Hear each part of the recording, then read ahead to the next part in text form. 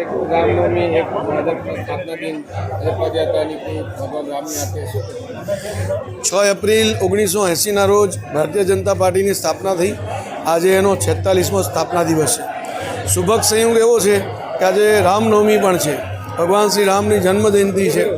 એટલે આ નિમિત્તે ભારતીય જનતા પાર્ટીના કાર્યકર્તાઓએ એક રામજી મંદિરથી શોભાયાત્રાનું આયોજન કર્યું હતું કાર્યાલય સુધી, અને એમાં વિવિધ સંસ્થાઓ પણ જોડાઈ હતી.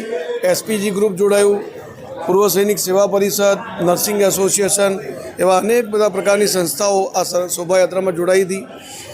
ભારતીય જનતા પાર્ટીનો મંત્ર છે સેવા પરમો ધર્મ.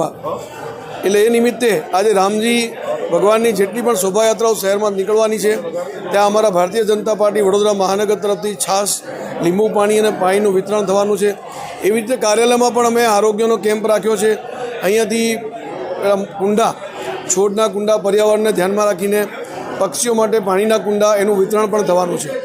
આ દિવસ નિમિત્તે સૌ કાર્યકર્તાઓને હું હાર્દિક શુભેચ્છા પાઠવું છું અને પ્રજાજનોને રામનવમીની ખૂબ ખૂબ શુભકામનાઓ પાઠવું છું. ધન્યવાદ. જય શ્રી રામ.